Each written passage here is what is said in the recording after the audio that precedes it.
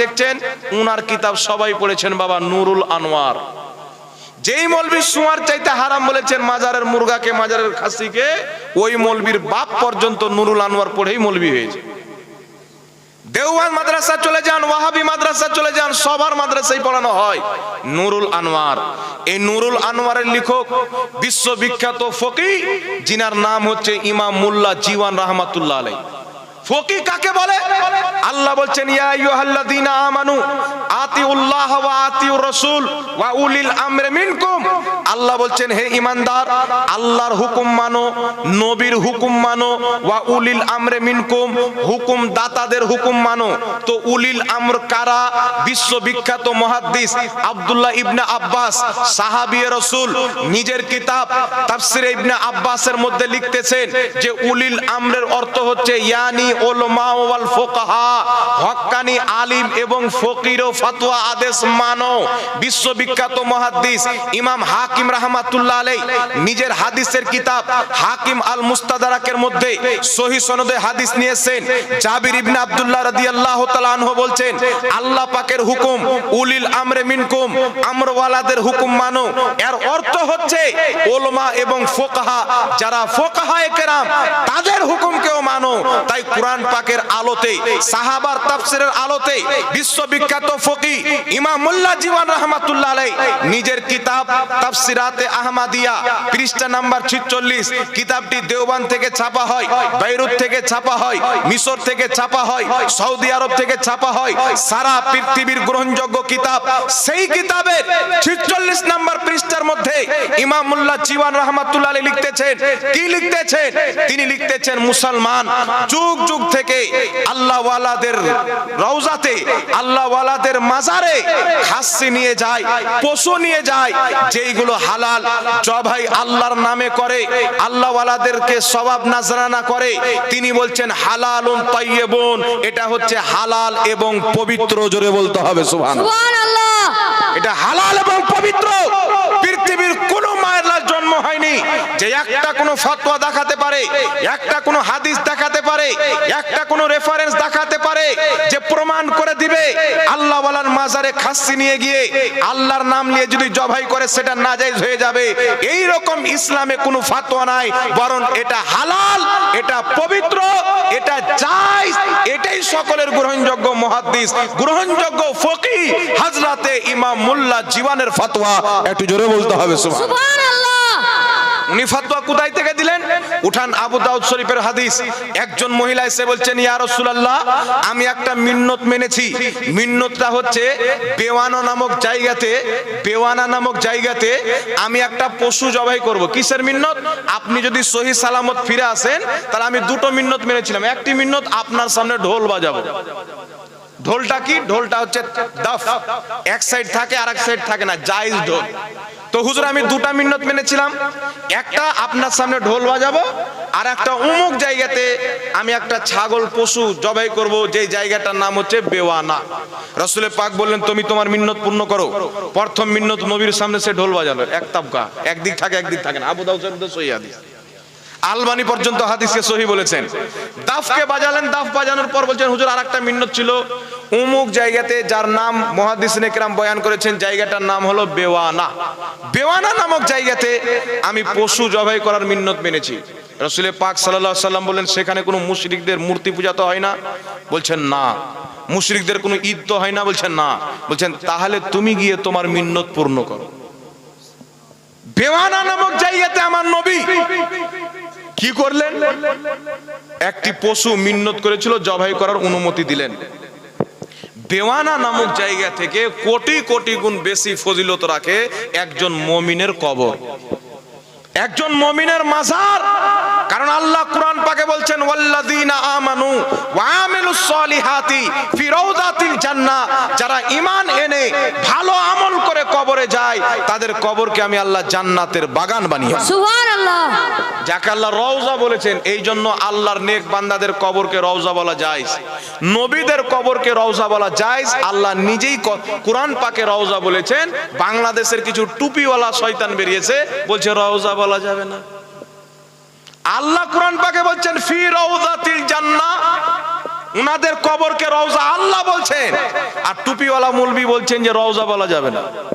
চিন্তা করছেন বাবা, ইহুদির যতদিন পকেটে মাল যাবে ততদিন পর্যন্ত এরকম ফাতোয়া শুনতেই থাকবে। আর এদের জালে যারা ফেসে যাবে তাদের দুনিয়াও বেকার, আখেরাতও বরবাদ হয়ে যাবে। তো বেওয়ানা নামক নামে নবী পাক স্থান দিলেন, জবাই করার অনুমতি দিলেন, মিন্নত পূর্ণ করার। সুতরাং কোন ব্যক্তি যদি আল্লাহ ওয়ালার মাজারে নিয়ে যায় জবাই কিন্তু নবীর নামে করলো হারাম। যার নামে জবাই করুক হারাম, একমাত্র আল্লাহর নাম নিয়ে যদি জবাই করে সেটা মাজারে গিয়ে করুক আর বাজারে গিয়ে করুক, দুটোই হালাল। কথা বুঝতে পেরেছেন বাবা? কিন্তু দুর্ভাগ্য ওয়াহাবি মৌলবি বলছে সুয়ার চাইতেও হারাম, একটু নাউজুবিল্লাহ বলেন। আর ওর বাপ রশিদ আহমদ গাঙ্গুহি ফাতাওয়া রশিদিয়ার মধ্যে ওয়াহাবিরদের প্রতিষ্ঠিতা গুরু লিখছে যে মন্দিরের প্রসাদ যদি পাঠায় খাওয়া যায়, মন্দিরের প্রসাদ ছাড়া অন্য কিছু কালি বলে জবাই করে ওই মাংস যদি পাঠায় তবুও খাওয়া যায়। আচ্ছা বলেন তো, কালির নামে কেউ যদি জবাই করে খাওয়া যায় যাবে? আর নবীর নামে জবাই করলে তো খাওয়া হারাম। আল্লাহ কোরআনে বলেছেন যেই জানোয়ার জবাই করার সময় আমি আল্লাহর নাম লওয়া হলো না, তার খাওয়া হারাম, ওটা মুরদার। আর কালির নাম নিয়ে জবাই করা খাওয়াকে বলছে হারাম। আল্লাহ আল্লাহদের সাথে নিসবত হয়ে যাওয়ার কারণে জবাই আল্লাহর নামে হয়, একে বলছে সুয়ার চাইতে হারাম, আর কালির নামে বলছে হালাল। তাহলে চিন্তা করেন, এই মৌলবীরা নবীর দিন প্রচার করছেন না খ্রিস্টানের দিন প্রচার করছে? কথা বলেন। আল্লাহ জাতি থেকে মানুষের ইমানের হিফাজত করুক, সকলে বলেন আল্লাহুম্মা আমিন। এইবার মানুষ কি করে, ওখানে নিয়ে যায় জবাই করার পরে মুসলমান কি করে, ফাতিহা করে না, খাবারকে সামনে রেখে দোয়া করে, কি করে না? মুহররমুল হারামে যখন খিচুড়ি হয় খাবার সামনে রেখে দোয়া করে। দেখবেন খিচুড়ি হলেও কিছু লোক জলে মুহররমুল হারামে, শাবে বারাতে হালুয়া হলেও জলে, 12 রবিউল আউয়ালে বিরিয়ানি হলেও জলে। জলে কি জল না কিছু লোক?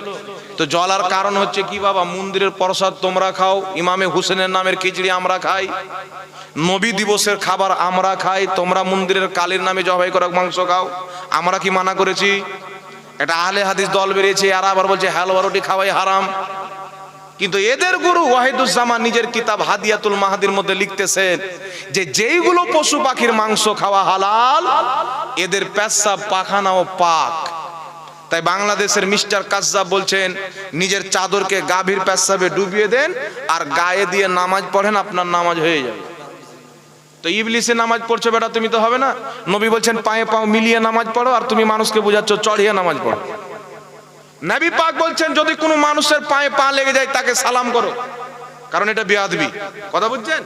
পায়ে পা যদি লেগে যায়, টাচ হয়ে যায়, নবী বলছেন সালাম দিয়ে দাও। আর এ মৌলবীকে নবী পাক বলছেন যে পায়ে পা মিলিয়ে নামাজ পড়ো। মিলিয়ে মানে কি বাবা? মিলিয়ে মানে মৌলবী সাহেবের পাও থাকবে ভাগবান গোলা, আমার পাও যেন রানীনগরে না থাকে, আমারও যেন ভাগবান গোলা থাকে, বরাবর হয়ে দাঁড়াও।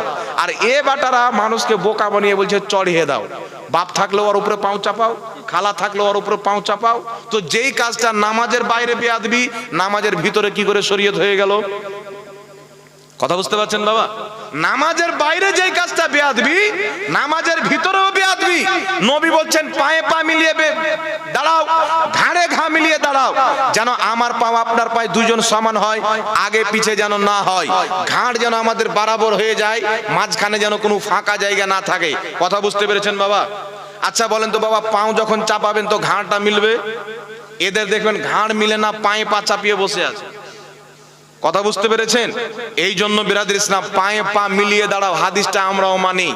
আপনার আমার সবারই পাও যেন বরাবর থাকে, করে দিল্লি তার করে হাওড়াতে যেন না থাকে, এটাই নবী বুঝিয়েছেন। আর এ বেটা মানুষকে বুঝাচ্ছে যে পায়ে পা চাপিয়ে দাও। চিন্তা করছেন? আপনার পাও যদি চলে যায় চলতে চলতে চলতে হরিহার পাড়া, তো ওর পাও চলে যাবে হরিহার পাড়া। বলছে পায়ে পাও কেন চাপাচ্ছ? বলছে শয়তান যেন না ঢুকতে পারে। তো তোর তো 16 মোজারাদের নিচ দিয়ে ঢুকে যাবে, ওর ট্যাঙ্গের তল দিয়ে ঢুকতে পারবে কি পারবে না? শয়তান মানুষের রাগে ঢুকতে পারে, তো ট্যাঙ্গের তল দিয়ে ঢুকতে পারবে না। তো আর ই দেখে মনে হবে এইভাবে হাত বাঁধলো, দিল পাউকে ছিতরে, মনে হচ্ছে নামাজ পড়তে আসেনি, আব্বার জমি কেউ দখল করছে, ধরতে এসে। তো এরকম বেহায়া নামাজি হতে হবে না। আবার একটা নামাজি বেরিয়েছে লামাজাবিদের মধ্যে, প্যান্ট পরে আছে দুটা ঠেকনুর উপরে, নামাজ পড়ছে, উপরকার প্যান্টটাকে নিচে করে দিল, টাকনু ঢেকে দিল, নামাজ পড়ে নিল। এরকম নামাজি হাজরা। আবার নামাজে কি এদের আব্দুর রাজ্জাক বিন ইউসুফের মা নামাজ পড়াচ্ছে, আর ওর চাচারা ভাই, খালারা ভাই, ফুফারা ভাই সব ওর পিছনে নামাজ পড়ছে। মহিলা নামাজ পড়ছে, পড়াচ্ছে ইমাম, আর পুরুষ ওর পিছনে নামাজ পড়ছে। তাহলে নিয়াত কি করবেন? ইক্তাদাই তো বেহাজাল ইমাম, এই ইমামের পিছে, না নিয়াত করবেন এই জামিলের পিছে? কি নিয়ত করবেন বাবা? এই ইমামের পিছনে নিয়ত করবেন, না নিয়ত করবেন যে এই হাসিনার পিছে? আর ওর পিছে যারা দাঁড়িয়ে থাকবে ওরা নামাজের দিকে ধ্যান থাকবে না ওই মহিলার দিকে ধ্যান থাকবে? তো বরবাদ করে দিচ্ছে ইসলামকে। ইসলামের জঘন্য ফিরকার নাম হচ্ছে আহলে হাদিস। আর সিরাতে সানাইয়ার মধ্যে সানাউল্লাহ আমৃতসরি লামাযহাবিদের গুরু লিখছে যে আমরা ইংরেজদের পাও ধরে বললাম আমাদের নাম ওয়াহাবি কাটিয়ে আহলে হাদিস দিয়ে দাও, ইংরেজরা আমাদেরকে আহলে হাদিস নাম দিয়েছে। এটা নবীর দেওয়া নাম নয়। তার কারণে বিরাদর ইসলাম, হানাফিদের নামাজে যতটুকু আপনার সুকুন আছে, যতটুকু মুহাব্বত আছে, ইখলাস আছে, তাকওয়া আছে, পরহেজগারি আছে, লামাযহাবিদের নামাজে কিন্তু নাই। কথা বুঝতে পেরেছেন বাবা? বুকের উপরে হাত বানার হাদিস পৃথিবীতে কোন মায়ের লাল দেখাতে পারবে না। আর যদি বিমল দাসের বেটা মায়ের দুধ পান করে থাকে তাহলে আমাদের সাথে বসুক আর প্রমাণ করুক যে সহিহ হাদিস আছে। আবু দাউদের হাদিস সহিহ নয়, ওটা হচ্ছে মুরসাল হাদিস। সহিহ মুত্তাসিল হাদিস দেখাতে হবে। মুরসাল হয়ে গেলে তো ইনকিতা হয়ে গেল, আর ইনকিতা থাকলে তো তোমাদের নিকটে গ্রহণযোগ্য নয়, তো জাতিকে কেন গোমরাহ করতেছে? সহিহ ইবনে খুজাইমার হাদিসকে ও বেটার কিতাবি জয়ীফ লেখা আছে। সহিহ ইবনে খুজাইমার হাদিসকে, আবু দাউদের হাদিসকে জুবের আলী সেই পাকিস্তানের লামাযহাবিদের গুরু সে বলেছে এই হাদিসগুলো জয়ীফ। তাদের মৌলভী জাকারিয়া বাংলাদেশের বলেছে যে বুকের উপরে হাত বানার কোনো সহিহ হাদিস নয়। তবে তিরমিজি শরীফ উঠান, ইমাম তিরমিজি লিখছেন আহলুল ইলম সাহাবায়ে কেরামের মাযহাব ছিল, তাদের মধ্যে অনেক কেউ নাভির নিচে হাত বাঁধতেন, অনেক কেউ নাভির উপরে হাত বাঁধতেন, না বুকের উপরে হাত বানার কথা কেউ বলেন। তাই ইমাম মালিক বলছেন বুকে হাত বানা মাকরুহ।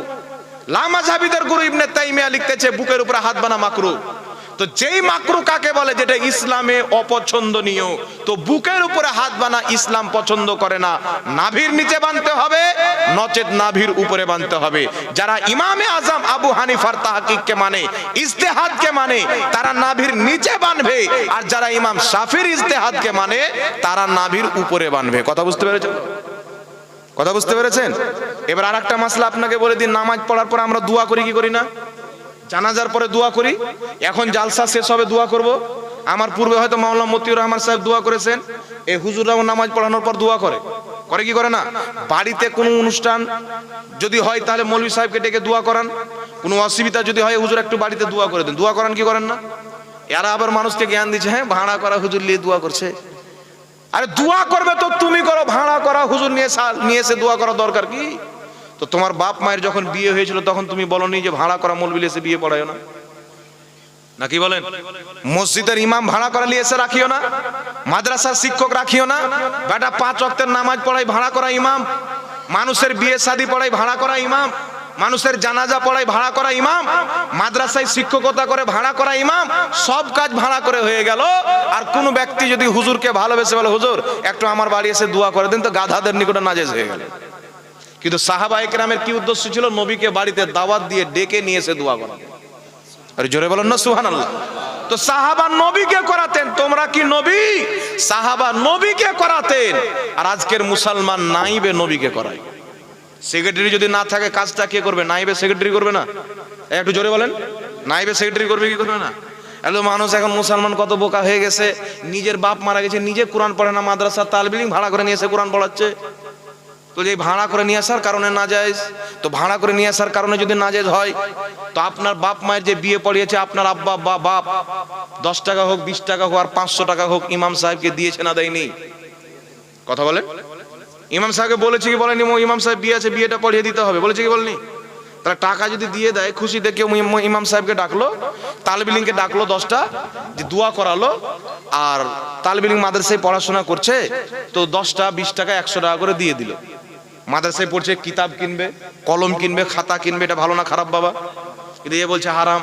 তাহলে ওর বাপ মায়ের বিয়ে পড়ে 500 টাকা মৌলভী সাহেবকে দিয়ে, তাহলে বিয়েটা কেন হারাম হলো না? আর যদি বিয়েটা হারাম হয়ে যায় তাহলে ওই মৌলবীর খবর কি হবে? কথা বুঝতে পেরেছেন? আব্বার মায়ের বিয়ে যদি হারাম হয়ে যায় তাহলে বেটাটা কিন্তু হালাল জাদা হবে না। আর মৌলবী যদি হারাম জাদা হয় তো এইরকম ফাতোয়া ঝাড়বে যে ঝাড়ছে ভাড়া করা মৌলবী দেওয়া হবে না। কথা বুঝতে পেরেছেন বাবা? তো এইগুলো ফাতোয়া হচ্ছে জেহালত। সব জিনিস আমরা আলিম উলামাকে দিয়ে করি। আমাদের এটা ইসলামিক কান্ট্রি না যে শরীয়তের হাকিমের পক্ষ থেকে বেতন দেওয়া হচ্ছে, তাকে তানখা দেওয়া হচ্ছে। এই জন্য আমরা ইমাম রাখি বেতন দিয়ে, মুদাররিস রাখি বেতন দিয়ে, বিয়ে পড়াই ও টাকা দিয়ে। ঠিক না ঠিক বাবা? সবকিছু হয় কি হয় না? কিন্তু একটার বেলা জায়েজ বানিয়ে আরেকটাকে নাজায়েজ বানাবে, এগুলো হচ্ছে জাহিল। এরা ইসলামকে মানে না, এরা নিজের তাবিয়াতকে শয়তানকে মেনে ফাতোয়া দেয়। এদের ফাতোয়া শোনার চাইতে না শোনাটাই বেশি ভালো। কথা বুঝতে পেরেছেন? আল্লাহ পাক বুঝার তৌফিক দান করুন। একটা মাসলা বলে দিই যে আমি আমার বক্তব্য শেষ করে দেবো। ফরজ নামাজের পরে দোয়া।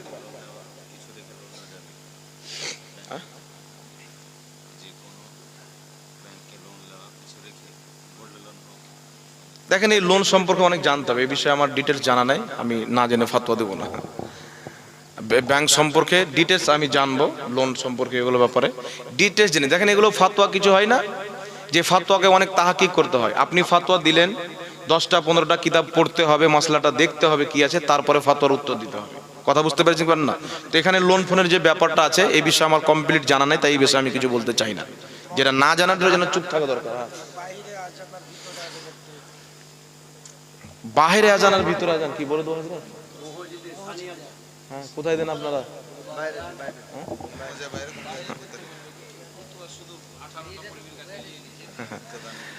দেখেন ব্রাদার ইসলাম, যে সানি আজান হয় আবু দাউদ শরীফের মধ্যে সহিহ হাদিস, নবী পাক সাল্লাল্লাহু আলাইহি সাল্লামের জামানায়, আবু বকর সিদ্দিকের জামানায়, উমরে ফারুকের জামানায় মসজিদের সামনে, ইমামের সামনে মসজিদের দরজাতে আজান দেওয়া হতো, যেটাকে আমরা খুতবার আজান বলি। কথা বুঝতে পারছেন? এই জন্য ফুকাহায়ে কেরাম ফাতাওয়া কাজী খার মধ্যে লেখা আছে লা ইউআজ্জিনু ফিল মসজিদ, মসজিদের মধ্যে কোনো আজান দেওয়া চলবে না, আজান দিতে হবে বাইরে। ইমাম ইবনুল হাজ রাহমাতুল্লাহ আলাইহি আল মুদখাল কিতাবের মধ্যে আজান দেওয়ার 3টি স্থান বয়ান করেছেন। একটি ছাদের উপরে, বা একটি মেম্বারে, বা একটি হচ্ছে আপনার মসজিদের দরজাতে। এই জন্য মসজিদের দরজাতে আজান দেওয়া হচ্ছে সুন্নাত, মসজিদের ভিতরে আজান দেওয়া হচ্ছে মাকরুহে তাহরিমি। কথা বুঝতে পেরেছেন? তাই ভিতরে আজান দেওয়া যাবে না, মসজিদের দরজাতে আজান দিতে হবে। এটাই হচ্ছে হানাফি মাযহাবের মাসলাক, এটাই হচ্ছে ফাতোয়া, এটাই হাদিসের ফাতোয়া। আরেকটা কথা বলবো বলেছিলাম, লাস্টে একটা কথা বলে দিই যে বক্তব্য শেষ করে দেবো। মাসলা হচ্ছে আমরা ফরজ নামাজের পরে দোয়া করি বাবা। এই কথা বলেন, দোয়া করি। আপনাদের জলঙ্গিতে একটা বিমল দাসের বেটা বেরিয়েছে, আপনারা হয়তো অনেক দেখে হবেন। এ চালাচ্ছিল কম্পিউটার। তো এ দেখছে যে কম্পিউটার চালাতে সংসার করে খাওয়া যাবে না, বাড়িওয়ালিটা থাকবে না। তো বাংলা বই টই পড়ে 2-4টা ফাতোয়া দিতে শিখে না, উল্টা হোক পুল্টা হোক, তাহলে খুব ভালো চলবে, ইনকামটা ভালো হবে। তো ধর্ম ব্যবসা করার জন্য, ইসলামকে বিকৃত করার জন্য এ সেজে গেল মৌলবি। মৌলবি সাজার পরে বল